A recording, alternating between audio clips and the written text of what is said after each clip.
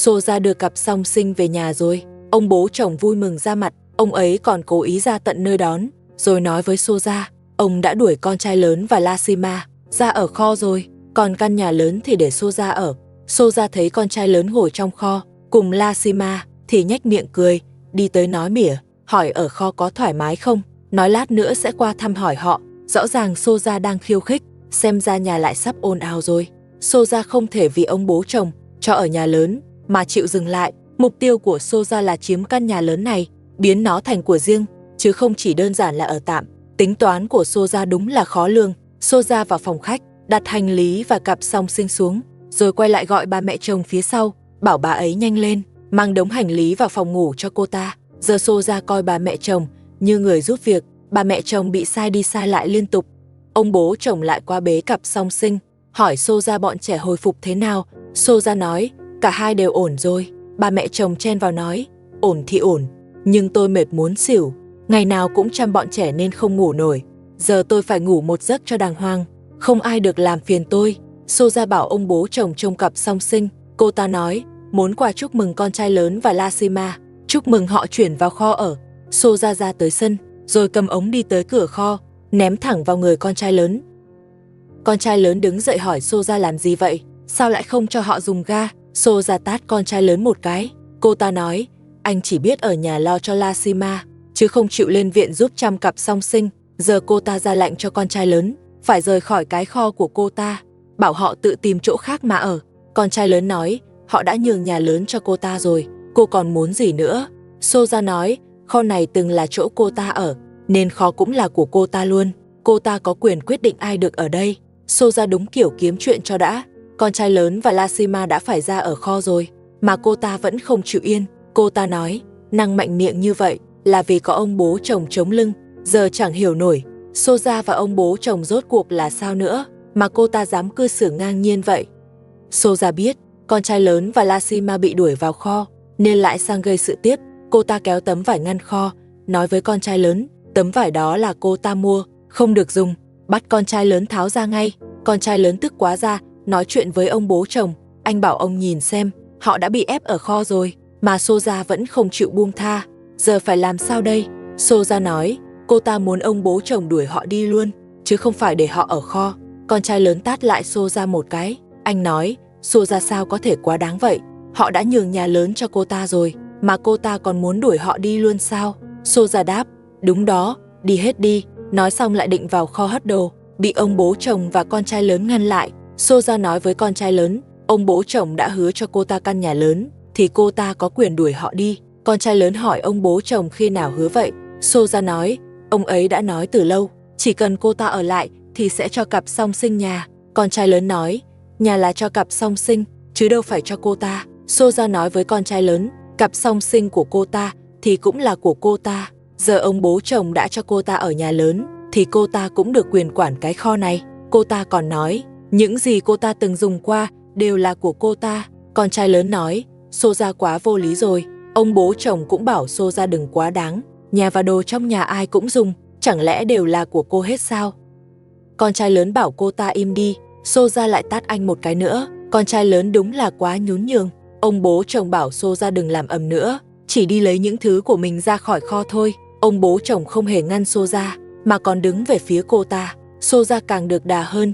Cô ta ném một tấm đệm ra ngoài, nói mỗi tấm đệm đó không phải của cô, còn lại tất cả đều là của cô ta, không cho con trai lớn và Lashima dùng. Soja đúng là đang cố tình khiêu khích. Dựa vào việc có ông bố chồng chống lưng, cô ta bắt đầu muốn làm gì thì làm trong nhà, cứ như thể mọi thứ đều thuộc về cô ta. Mục đích là đuổi con trai lớn và Lashima đi, không để họ có cơ hội nhận nhà.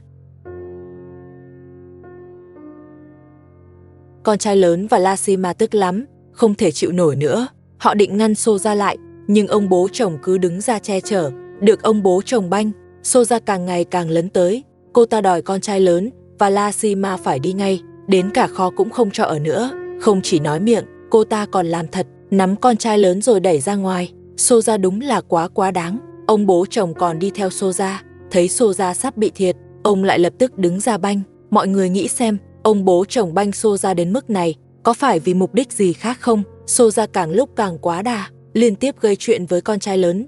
Con trai lớn và Lashima vừa muốn phản ứng thì ông bố chồng lại xuất hiện. Ông bố chồng đúng là thiên vị quá rõ, nên Soja mới chẳng sợ ai. Sớm muộn gì, ông bố chồng cũng sẽ hối hận vì hôm nay thôi. Ông bố chồng đứng ra ngăn mọi người lại, rồi ông bố chồng nói với Soja, nếu cô đuổi họ đi hết thì sau này chẳng còn ai nộp tiền sinh hoạt nữa. Soja nghe ông bố chồng nói vậy nhưng vẫn không có ý định dừng lại. Cô ta tiếp tục cãi nhau với con trai lớn. Ông bố chồng bước tới kéo Soja ra, bảo cô ta vào phòng lo cho cặp song sinh. Soja nói muốn họ ở lại cũng được, nhưng tiền sinh hoạt phải đưa cho cô ta. Ông bố chồng tức tối hỏi Soja, nhà họ ở là nhà của tôi, sao tiền sinh hoạt lại đưa cho cô được? Con trai lớn tát Soja một cái, hỏi cô ta mơ tưởng gì vậy? Vì sao phải đưa tiền sinh hoạt cho cô? Soja nói, cô ta còn phải nuôi cặp song sinh. Nếu con trai lớn không đưa tiền cho cô ta, thì cặp song sinh sẽ không có sữa bột. Soja nói, đúng là quá vô lý. Cặp song sinh đâu phải con của con trai lớn. Vì sao anh phải lo cho cô ta? Thấy con trai lớn không chịu đưa tiền sinh hoạt, Soja lại định vào kho quậy tiếp. Con trai lớn bảo ông bố chồng ngăn Soja lại. Nếu không ngăn thì anh sẽ không nộp tiền sinh hoạt nữa. Soja vẫn đang kéo giật tấm vải ngăn kho, nhất quyết đòi giật xuống. Cô ta nói, đó là đồ cô ta mua, không cho con trai lớn dùng. Soja cứ bám lấy con trai lớn, đòi tiền sinh hoạt cho cặp song sinh. Dù cặp song sinh không phải con ruột của con trai lớn, Soja vẫn không chịu buông tha, vì anh đã cưới cô ta. Con trai lớn đúng là thiệt đủ đường, bị Soja làm phiền đến mức cạn lời. Thấy con trai lớn sắp nổi nóng, Soja lại lùi về đứng ở cửa. Con trai lớn tức quá, liền bùng nổ trước mặt ông bố chồng, hỏi ông rốt cuộc nhà này là của ai. Ông bố chồng cũng nổi nóng, ông túm lấy Soja, quát mắng vài câu. Soja lại cầm dép ném về phía Lashima. Cô ta nói, căn nhà này đã cho cặp song sinh rồi. Ông bố chồng không còn quyền lên tiếng nữa, không đưa tiền thì đừng hòng dùng nước. Con trai lớn nói, anh thật sự hối hận vì đã cưới cô ta. Nếu Soja còn ép thêm nữa, anh sẽ đưa Lashima và bọn trẻ rời đi. Soja nói, dù anh có đi thì vẫn phải lo tiền sinh hoạt cho cặp song sinh. Con trai lớn tức đến mức không nói nổi. Ông bố chồng gọi Soja lại, bảo có chuyện muốn nói. Ông kéo Soja sang một bên, nói nếu con trai lớn không muốn trả thì thôi không cần tiền cho cặp song sinh nữa, chỉ cần anh ấy nộp tiền sinh hoạt cho ông là được. Sữa bột của cặp song sinh ông sẽ tự mua. Lashima nói với ông bố chồng, cô muốn cùng con trai lớn rời khỏi đây, cô không muốn ở kho nữa, cũng không muốn nộp tiền sinh hoạt gì cả. Ông bố chồng nghe Lashima nói vậy thì bắt đầu cuống lên. Ông đẩy Soja vào phòng khách, rồi nói với con trai lớn và Lashima, chỉ cần nộp tiền sinh hoạt cho ông thôi. Kính trên kho cũng bị vỡ mất rồi. Lần này Soja quậy thật sự quá đà. Con trai lớn cầm ống dẫn ga đi ra, rồi nói với ông bố chồng, lúc Lashima nấu ăn, Soja đã giật mất ống ga, khiến họ không nấu nổi bữa ăn. Nếu Soja còn ngăn họ nấu nướng nữa, thì anh sẽ rời khỏi đây, và cũng không nộp tiền sinh hoạt nữa. Ông bố chồng nói, ông sẽ ngăn Soja, không để cô ta làm những chuyện như vậy nữa. Rồi giục con trai lớn mau dọn kho xong, bảo Lashima nấu cơm, vì ông đói rồi.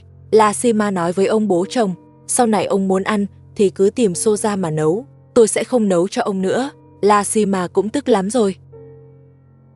Soja gây chuyện xong, con trai lớn ngồi trong kho nói chuyện với Lashima. Anh nói giờ anh thật sự rất hối hận, không chỉ hối hận vì cưới Soja, mà còn hối hận vì lúc ông bố chồng gọi, anh đã quay về.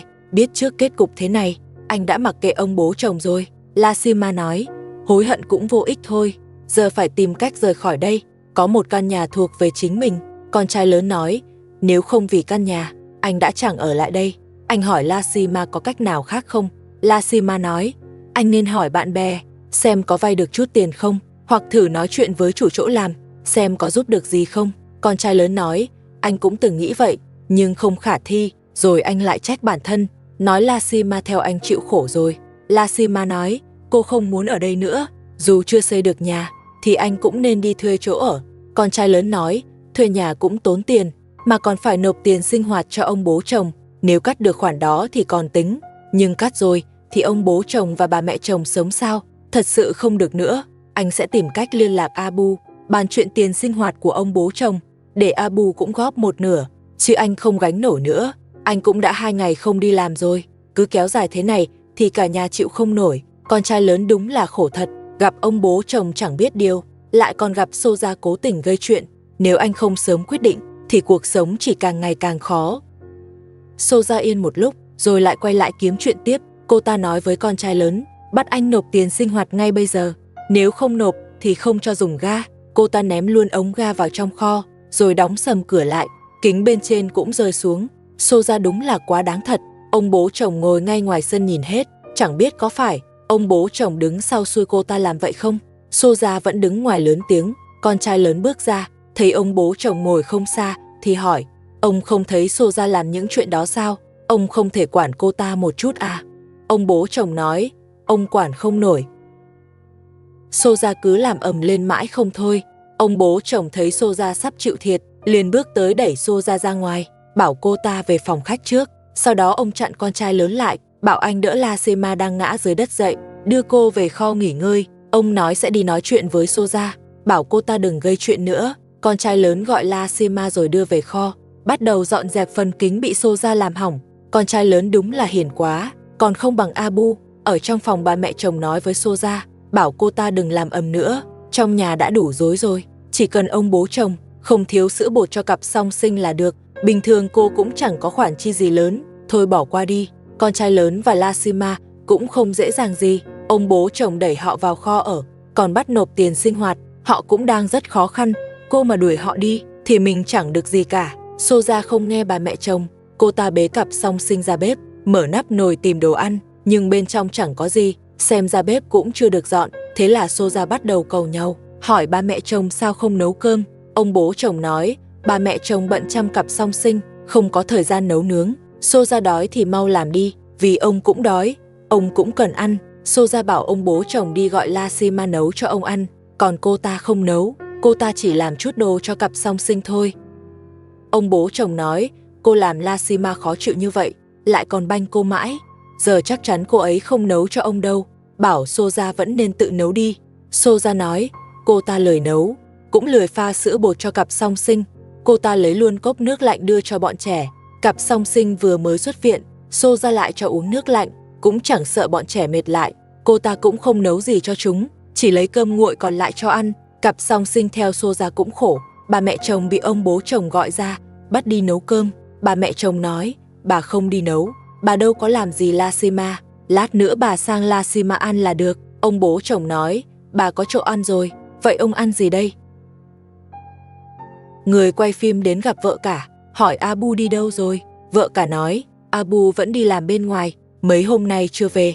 Cô hỏi sao tự nhiên lại nhắc đến Abu. Người quay phim nói, ông bố chồng đang ép con trai lớn nộp tiền sinh hoạt, áp lực của anh ấy rất lớn. Anh ấy nói, muốn nhờ Abu chia sẻ một phần. Vợ cả bảo người quay phim yên tâm, Abu đưa hết tiền lương cho cô rồi, trong tay anh ấy chẳng còn gì, nếu có giúp thì cũng phải thông qua cô. Người quay phim hỏi vợ cả, cô thật sự muốn chia sẻ tiền sinh hoạt với con trai lớn sao? Vợ cả nói với người quay phim, cô đang để dành tiền xây nhà, không thể nộp tiền sinh hoạt cho ông bố chồng được. Nghe vợ cả nói vậy, mọi người cũng yên tâm hơn. Lần này vợ cả làm đúng, cứ lo xây nhà của mình trước đã. Ngoài cửa có tiếng động, vợ cả ra mở cửa, là Abu về rồi. Anh ấy không chỉ mang hoa tặng vợ cả, mà còn đem theo đồ đạc nữa. Anh nói với vợ cả, hôm nay được nghỉ, nên về thăm cô và bọn trẻ, tiện ở nhà 2 hôm. Mấy ngày nay anh ấy mệt lắm rồi. Vợ cả nhìn bó hoa mà vui lắm. Abu đúng là biết quan tâm, chỉ cần anh ấy đừng lăng nhăng nữa, thì vợ cả sẽ bớt khổ. Con gái cả thấy Abu mua bóng chuyền về, vui không chịu nổi. Abu đặt hết đồ xuống đất, con gái cả lập tức ôm quả bóng chuyền tới. Vợ cả cũng mang trứng vào bếp, trên tay vẫn ôm bó hoa, vì bó hoa là lời công nhận của Abu dành cho cô. Vợ cả nói với Abu, con trai lớn đang định tìm anh, muốn anh cùng chia tiền sinh hoạt cho ông bố chồng. Abu nói, họ bị ông bố chồng đuổi ra ngoài, nhà thì vẫn có, ông thả cho Maria ở miễn phí, còn không cho họ ở, nên anh không đồng ý chia tiền sinh hoạt. Anh còn dặn vợ cả, nếu con trai lớn tìm tới, thì cứ nói cô chưa gặp anh, vì điện thoại anh cũng không nạp tiền, họ cũng không liên lạc được. Vợ cả nói, con trai lớn cũng lạ, sao cứ phải đưa tiền sinh hoạt cho ông bố chồng, chi bằng ra ngoài thuê chỗ ở như họ, vẫn sống bình thường thôi, hà tất phải chịu ấm ức ở đó. Abu nói với cô, lúc con trai lớn cưới, ông bố chồng đã hứa cho anh ấy nhà, nhưng điều kiện là phải nộp tiền sinh hoạt. Giờ con trai lớn mà rời đi, có khi sẽ mất luôn căn nhà đó. Abu đúng là hiểu ông bố chồng.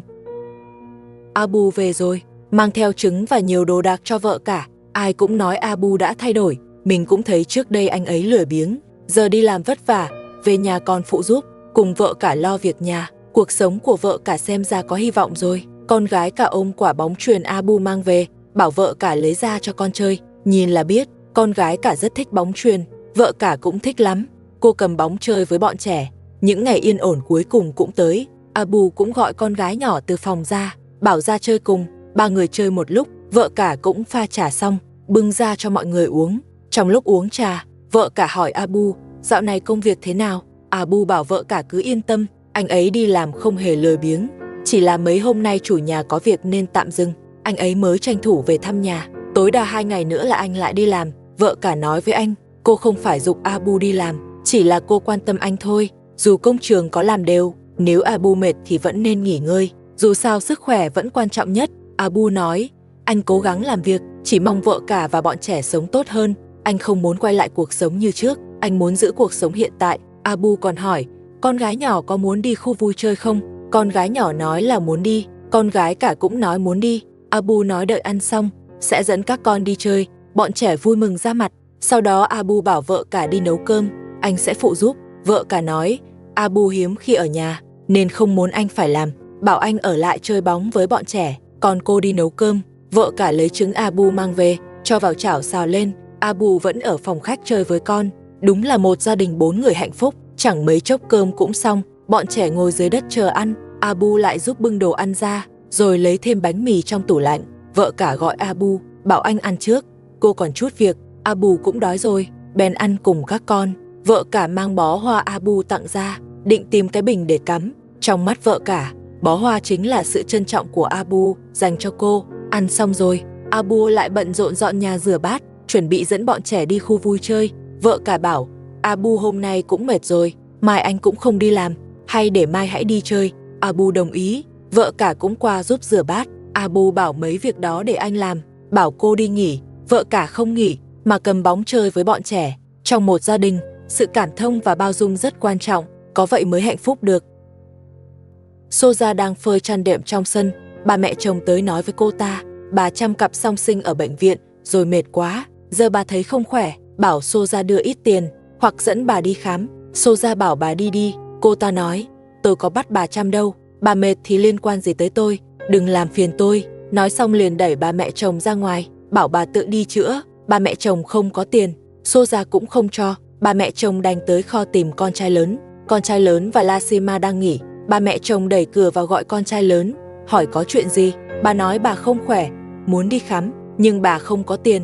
Ông bố chồng cũng không cho, bảo con trai lớn đưa giúp. Con trai lớn ngồi dậy, nói đây là số tiền anh kiếm được mấy hôm nay, tuy không nhiều, nhưng đủ để bà dùng. Rồi anh đưa thẻ cho bà mẹ chồng, anh còn phải đi làm, nên không đi cùng bà được. Lê Minho đòi mua đồ chơi, con trai lớn bảo bà mẹ chồng dẫn bé theo, chỉ mua loại rẻ thôi, còn dặn đừng chiều Lê Minho quá. Soja thấy con trai lớn đưa thẻ cho bà mẹ chồng để bà đi khám, liền chạy tới đập cửa kho, nói con trai lớn lo chuyện bao đồng, không nên đưa thẻ cho bà mẹ chồng, cũng không nên để bà đi khám. Soja đúng là quá độc miệng, thật khó hiểu cô ta nghĩ gì. Ngay cả bác sĩ từng khám cho Lasima cũng từng nói cô ta có vấn đề. Cô ta kéo mạnh ống dẫn ga, rồi nói với con trai lớn, anh không phải nói không có tiền sao, thế mà lại đưa thẻ cho bà mẹ chồng, anh không nộp tiền sinh hoạt cho tôi, vậy giờ tôi cắt ga của anh. Con trai lớn nói, bà mẹ chồng không khỏe, anh không thể mặc kệ được, anh không thể vô tâm như Soja. Soja nói, anh không nộp tiền sinh hoạt thì đừng mong dùng ga nữa. Nói rồi cô ta cắt ga luôn. Con trai lớn hỏi, Soja lại phát bệnh à? Nếu Soja cứ tiếp tục như vậy, anh sẽ nhờ người đưa cô ta đi chữa. Soja nói, mình không có bệnh, tất cả là do con trai lớn và Lasima ép cô ta. Chỉ cần họ còn ở đây thì cô ta không chịu nổi. Cô ta sợ con trai lớn và Lasima tranh nhà. Con trai lớn nói, nhà vốn là của anh, không cần tranh giành gì cả. Soja bảo con trai lớn dẫn Lasima đi, chỉ cần họ chưa đi thì cô ta sẽ không để yên. Dù con trai lớn có nộp tiền sinh hoạt, cô ta cũng không cho dùng ga nữa. Soja càng lúc càng quá đáng, cô ta giữ ống ga không cho con trai lớn dùng, nói không nộp tiền sinh hoạt thì đừng mơ. Dù con trai lớn và Lasima cố giải thích, Soja vẫn không đồng ý. Cô ta cố tình làm khó họ, chỉ muốn đuổi họ đi. Cô ta nói với con trai lớn, chuyện tôi quyết rồi, không ai thay đổi được, rồi cuộn ống ga lại, ném ngay trước cửa kho. Con trai lớn nhìn qua khe cửa về phía phòng khách, thấy ông bố chồng đang nằm nghỉ. Rõ ràng ông biết chuyện ngoài này, nhưng vẫn không ra can thiệp, để Soja cứ tiếp tục gây rối. Con trai lớn cũng không còn cách nào, đành qua nói với Soja, dù có muốn nộp tiền sinh hoạt thì cũng phải đợi anh kiếm được đã. Soja nói, cô ta cần ngay bây giờ, nếu không đưa thì sẽ lấy cả chăn đệm của họ. Soja đúng là quá bắt nạt, nhà lớn đã nhường cho cô ta ở rồi, con trai lớn còn phải ở kho, mà cô ta vẫn không hài lòng. Biết vậy từ đâu, con trai lớn đã nên cùng Lashima ra ngoài thuê nhà, đỡ phải chịu cô ta gây chuyện mãi. Cứ nhún nhường Soja hoài không phải cách, chỉ khiến cô ta càng được đà lấn tới. Soja nói với con trai lớn, chỉ khi họ rời đi thì mới yên ổn. Nếu con trai lớn không đi, thì anh cũng đừng mong ra ngoài làm việc nữa. Con trai lớn tức quá lại quay sang tranh cãi. Anh nói với Soja, chi tiêu trong nhà đều do anh gánh. Nếu anh không đi làm, thì cả nhà lấy gì sống. Lashima bảo Soja cho họ chút thời gian. Cô đã tính chuyện kiếm tiền xây nhà rồi. Soja nói, chính Lashima tự nói đó nhé. Bỏ căn nhà này tự đi mà xây nhà. Con trai lớn nói vì cô ta, mà anh đã lỡ giờ đi làm rồi. Và họ không hề từ bỏ căn nhà này. Bảo Soja đừng vội mừng. Dù họ có xây được nhà, thì nhà của ông bố chồng vẫn có phần của anh. Soja nói, nếu họ định xây nhà, thì mau chuyển đi khỏi đây. Con trai lớn bảo cô ta im đi, nói xây nhà cần tiền và thời gian. Bảo Soja đừng phá nữa, anh phải đi làm rồi. Nói xong anh vào kho lấy đồ. Soja lại kiếm chuyện với Lashima, còn cố tình chọc vào chân đang bị đau của cô. Con trai lớn sắp đi làm muộn rồi. Trước khi đi, anh vẫn lo chuyện Soja, nên tới nói với cô ta, nếu Soja còn bắt nạt Lashima, anh sẽ gọi người đưa cô ta đi kiểm tra. Soja nói, người nên đi kiểm tra là con trai lớn, còn bảo anh cứ chờ đó, xem khi anh đi rồi cô ta sẽ làm gì. Con trai lớn không thể trễ việc, anh dặn Lashima phải cẩn thận, đừng đối đầu với Soja, vì cô ta đang rất khó kiểm soát. Có chuyện thì đi nhờ ông bố chồng giúp, ông ấy đang nằm ở phòng khách đó. Nói xong con trai lớn định rời đi, nhưng anh vẫn chưa yên tâm. Anh quay lại dặn Lashima thêm lần nữa, nếu ông bố chồng không chịu giúp, cứ gọi cho anh sẽ nhờ người tới xử lý Soja. Lashima bảo anh cứ yên tâm đi làm, nếu cần thì cô sẽ trốn trong kho. Con trai lớn nói, trốn trong kho cũng được, nhớ cài chốt cửa từ bên trong, để Soja khỏi vào quấy rầy. Con trai lớn đi rồi, Lashima vào kho, rồi dựa vào góc tường khóc. Lashima thật sự rất tủi, cô giống vợ cả vậy, đã hết lòng chăm lo cho ông bố chồng, nhưng lại bị ông ấy phớt lờ, để Soja bắt nạt, mà ông ấy cũng chẳng lên tiếng. Ai rơi vào cảnh đó cũng thấy tủi thân. Ông bố chồng lờ đờ bước ra khỏi phòng khách, nhìn như vừa mới tỉnh ngủ, nhưng có vẻ ông ấy chỉ đang giả vờ. Nãy ngoài sân ồn ào như vậy, chẳng lẽ ông ấy không nghe thấy sao? Ông ấy chắc chắn cố tình. Ông đứng ngoài sân gọi Lashima, bảo cô đun nước pha trà cho ông. Lashima không đáp lại, ông liền vào kho hỏi, tôi gọi pha trà sao không trả lời? Cô làm gì vậy? Lashima nói, vừa nãy Soja ở ngoài sân, gây chuyện với họ rất lâu, còn làm cô bị tổn thương. Sao ông bố chồng không ra can thiệp? Ông bố chồng hỏi chuyện đó xảy ra lúc nào? Ông không hề biết, có lẽ ông ngủ nên không nghe thấy. Rồi ông lại hỏi Soja đi đâu? Ông muốn hỏi cô ta cho rõ. Lashima nói, Soja chắc đang ở phòng ngủ, có lẽ đang chăm cặp song sinh. Ông bố chồng nói, nếu giờ cô ta không làm phiền nữa, thì ông cũng khỏi cần đi hỏi, ông chỉ đang khát thôi. Bảo Lashima đun nước pha trà. Lashima cầm ống nối lại ga, rồi xách ấm đi lấy nước pha trà cho ông. Lashima hiền quá rồi, cô không nên nghe lời ông ấy. Lashima đang lấy nước để đun trà, Soja lại từ phòng khách bước ra, tay còn cầm theo vài thứ. Ông bố chồng hỏi cô ta cầm gì đó. Soja nói là đồ bỏ đi, cô ta muốn ném hết vào kho, rồi đi thẳng vào kho, còn đá vào bếp một cái. Nói Lashima không được dùng ga trong nhà. Ông bố chồng tới ngăn lại, nhưng Soja chẳng thèm nghe, cứ ném đống đồ xuống đất. Soja đúng là quá đáng. Lashima hỏi cô ta muốn làm gì. Soja nói, mục đích là đuổi họ đi, vì kho chỉ là nơi để chứa đồ bẩn. Nếu Lashima thích ở, thì ngày nào cô ta cũng ném đồ vào đây. Ông bố chồng bảo Soja ra ngoài. Soja bảo ông đừng xen vào, nói đây là chuyện giữa họ, rồi lại kéo tấm vải cô ta mua về, không cho Lashima dùng. Soja làm tới mức này rồi, ông bố chồng vẫn chỉ khuyên nhẹ, bảo ra ngoài rồi từ từ nói chuyện. Soja nói, chỉ cần Lashima và con trai lớn còn ở đây, thì chẳng có gì để bàn. Nói xong cô ta về phòng khách, ném thêm một đống đồ vào đó. Soja đúng là khó chịu thật, khiến người ta bực không chịu nổi. Không chỉ ném đồ vào kho, cô ta còn rút luôn ống ga, không cho Lashima dùng. Ông bố chồng nói, nếu rút ga, Lashima lấy gì đun nước pha trà cho ông? Soja bảo, ông khát thì tự vào bếp đun. Ông bố chồng nói, Soja lại bắt ông tự làm, pha trà cũng phải tự pha sao? Soja đáp, ông tự pha thì sao chứ, không muốn làm thì uống nước lạnh đi. Soja bắt đầu cãi thẳng với ông bố chồng, không còn kiêng nể gì nữa. Ông bố chồng lần này nổi giận, ông quát lớn ngăn Soja lại, nói cô ta quá đáng rồi. Giờ đến lời ông cũng không nghe, rồi ông bảo Lashima nối lại ga, đun nước pha trà cho ông. Soja lại ngăn tiếp, ông nói, ông không muốn xen chuyện của họ, chỉ muốn uống trà thôi, bảo Soja cho Lashima nối ga. Soja nói, ông không uống trà thì sao, quan trọng nhất là phải đuổi Lashima đi, rồi ngày nào cô ta cũng sẽ pha trà cho ông uống đến chán thì thôi. Nói xong Soja lại vào kho, ném hết chăn mền trong kho ra ngoài, bảo Lashima dọn đồ đi ngay, cô ta không muốn nhìn thấy cô nữa.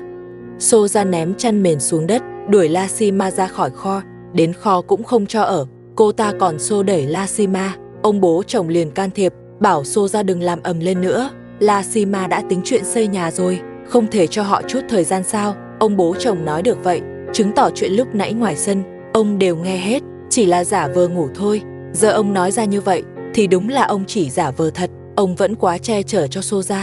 Soja làm quá đáng như vậy, ông cũng chỉ nhắc nhở vài câu. Lashima nhặt lại ấm nước dưới đất, ông bố chồng bảo cô đừng dọn vội, ông sẽ nói chuyện với Soja trước đã. Soja nói, cô ta sẽ không cho Lashima dùng ga, bảo ông bố chồng vào bếp chờ, cô ta sẽ pha trà cho ông. Ông bố chồng định đi vào bếp, Soja lại tiếp tục ném chăn mền ra ngoài, còn tiếp tục gây khó dễ với Lashima. Ông bố chồng bảo Soja dừng lại, nói cô không phải muốn pha trà cho tôi, sao? Vậy mau vào bếp đi. Soja bảo ông bố chồng cứ chờ đó, cô ta còn cố tình trốn tránh ông. Ông bố chồng cầm đồ muốn đuổi Soja đi, nhưng Soja né hết, cuối cùng người chịu thiệt chỉ có Lashima. Soja bảo ông bố chồng đừng can thiệp, cứ vào bếp chờ uống trà. Ông bố chồng nói, cứ cãi mãi thế này, thì ông đâu còn tâm trạng uống trà nữa. Soja nói với ông, chờ cô ta đuổi được Lashima đi, rồi sẽ vào bếp pha trà cho ông, bảo ông cứ chờ đó. Lần này ông bố chồng trúng vào Soja mới chịu im bớt. Ông bố chồng bảo Lashima nhặt chăn mền bỏ lại vào kho, còn ông sẽ trông Soja. Soja ngồi dậy nói với ông bố chồng rằng ông thiên vị, sao lại banh Lashima. Ông bố chồng nói, cô làm quá đáng thế rồi, ông không can thiệp sao được. Soja nói, nếu ông còn giúp Lashima, thì khi cô ta đuổi được Lashima đi, cô ta sẽ không đun nước, pha trà hay nấu ăn nữa. Ông bố chồng nói, Lashima đang tính xây nhà, giờ đuổi họ đi, thì ai lo sinh hoạt đây? Lashima nói với Soja, nếu cô ta còn làm quá nữa, cô sẽ gọi cho con trai lớn, nhờ anh ấy tới xử lý. Soja bắt đầu sợ, vội quay về phòng ngủ. Soja đi rồi, ông bố chồng nói với Lashima, ông không thiên vị Soja, chỉ là Soja không nghe lời ông cũng chẳng biết làm sao. Bên phía Soja lại gặp chuyện, cặp song sinh vừa khỏe lại, thì lại bị sốt. Soja lên phố lấy thuốc cho uống, nhưng cô ta không hề nghĩ do mình gây ra, cô ta còn đổ lỗi chuyện con sốt cho Lashima và con trai lớn, nói vì họ cãi nhau suốt nên cô ta không có thời gian chăm con, mới khiến cặp song sinh lại không khỏe, nên cô ta phải đuổi họ đi, không cho ở trong nhà nữa. Soja đúng là cố tình gây chuyện, con ốm thì không thể đổ cho ai khác, chỉ có thể trách chính mình. Thương cho cặp song sinh, Soja đưa con ra phòng khách, bảo ông bố chồng và Good trông giúp. Ông bố chồng hỏi đưa con cho họ rồi, thế cô ta đi làm gì? Soja nói, cô ta đi giặt đồ cho cặp song sinh. Ông bố chồng bảo giặt nhanh đi, xong rồi quay lại chăm con. Con trai lớn và Lashima cũng dậy rồi, vì trong kho lạnh, con trai lớn nối ga để đun nước pha trà. Soja thấy vậy lại chặn lại, cô ta nói với con trai lớn, từ giờ không cho họ dùng ga nữa, bảo anh đưa Lashima rời khỏi đây, ra ngoài thuê nhà mà ở. Con trai lớn nói, anh đã tính xây nhà rồi, anh không muốn thuê nhà, rồi kéo Soja vào trong kho, bảo cô ta thử cảm nhận nhiệt độ trong kho. Con trai lớn kéo Soja vào kho, bảo cô ta ngồi xuống thử xem ở đây có lạnh không. Họ chỉ muốn uống nước nóng thôi, pha trà mà cũng không cho dùng ga.